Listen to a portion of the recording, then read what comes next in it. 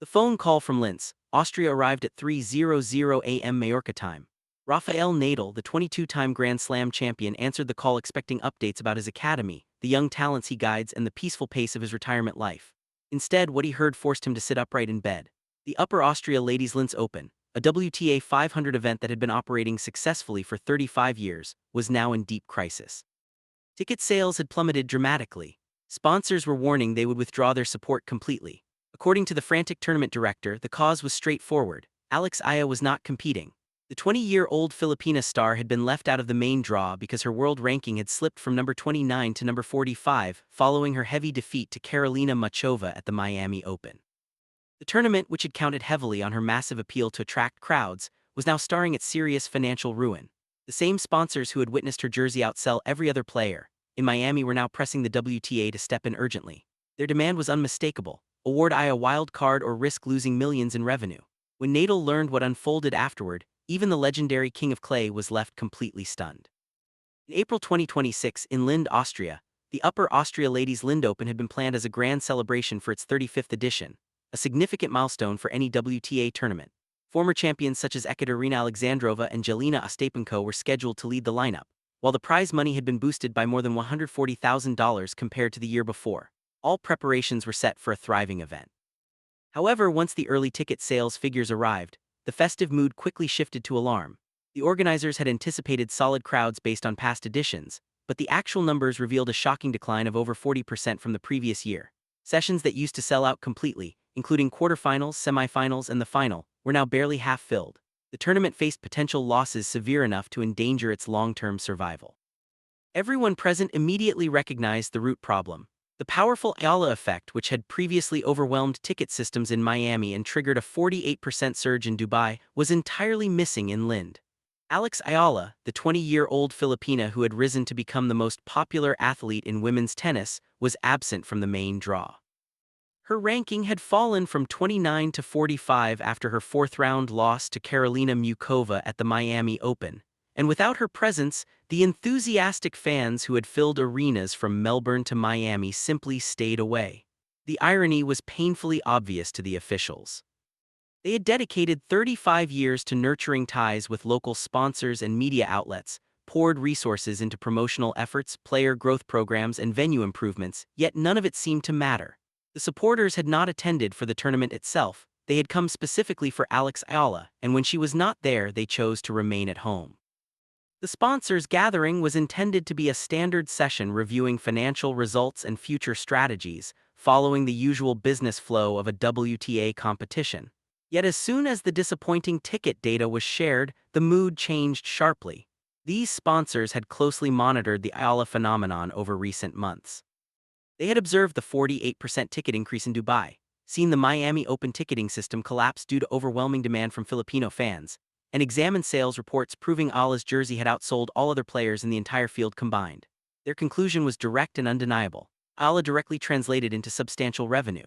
The Linz tournament, with its relatively small ticket base and older audience, was failing to meet their expected returns.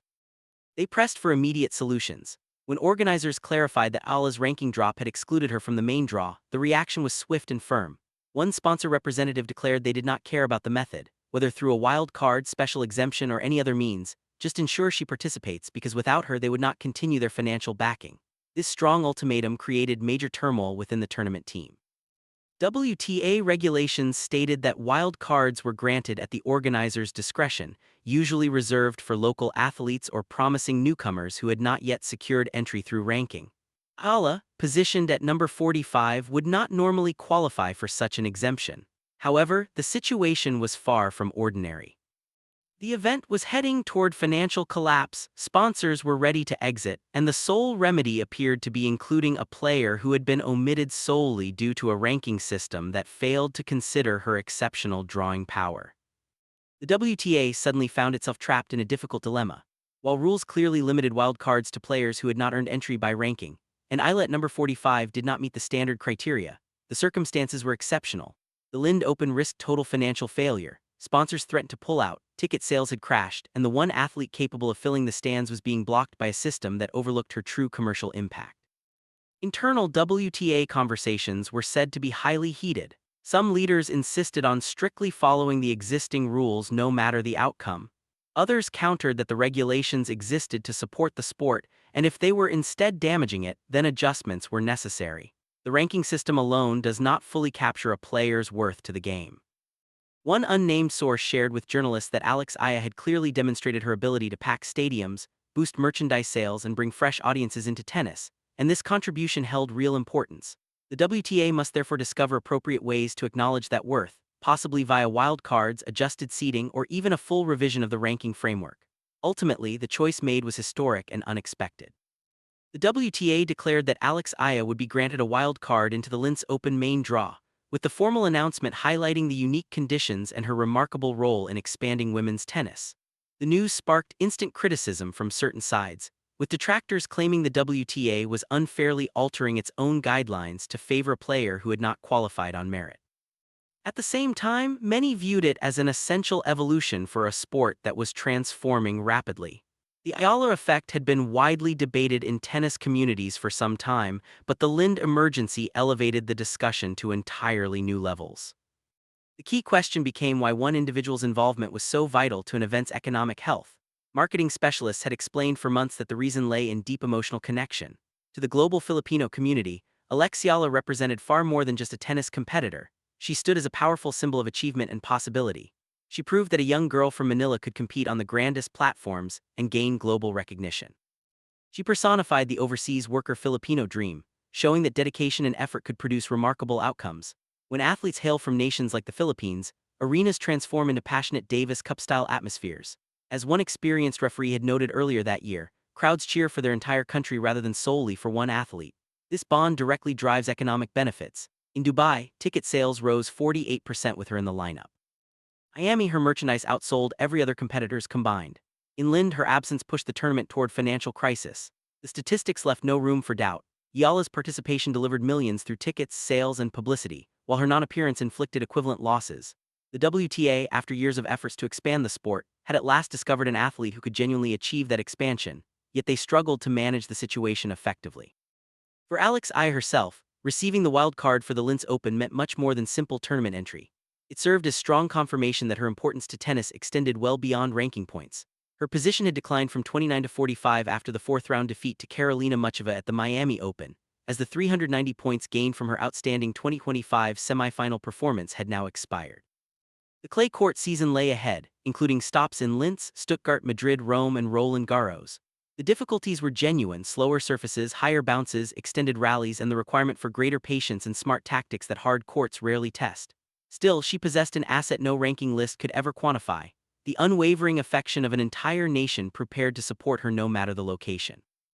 In Linz, she would enter as the number 7 seed, positioned behind established names like Alexandrova, Towson, Samanova, Ostapenko, Navarro, and Raducanu.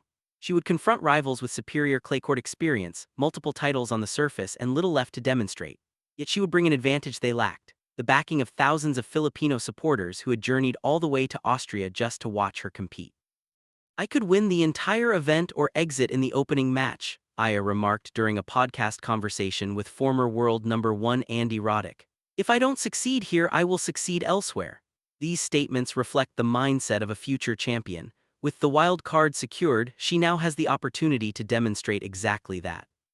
The Linz Open had teetered on the edge of financial collapse. Ticket sales had fallen sharply. Sponsors were prepared to abandon their involvement. Tournament leaders identified the straightforward reason: Alex Eala was not participating.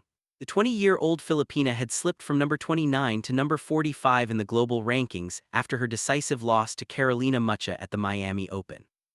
In her absence, the dedicated fans who had filled venues from Melbourne to Miami chose not to attend. The event risked losses that might jeopardize its continued existence. At that point, the sponsors intervened decisively. In a move never seen before, they insisted the WTA provide Eala with a wild card for the main draw. Their position was blunt: include her or we withdraw. Facing a self-created emergency, the WTA eventually agreed.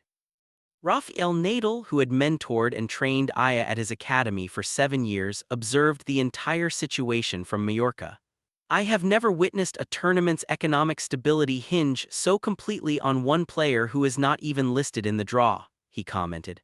"This is completely unprecedented." As Eala now gears up for the full clay campaign, Linz, Stuttgart, Madrid, Rome, Roland Garros, she carries an intangible strength that rankings cannot calculate, the awareness that her true worth to the sport goes far beyond mere numbers. The so-called Czech curse on her record remains intact and her clay court history is limited, but she holds a force more potent than any data point, the passionate love of a nation whose voice will not be quieted. Was the WTA correct in granting Eala a wild card into the Linz Open? Share your opinions in the comments section below. Subscribe to Rally Radar today for regular WTA updates, detailed match analysis and narratives that explore far more than just the final score. Because at Rally Radar, every single day is match day.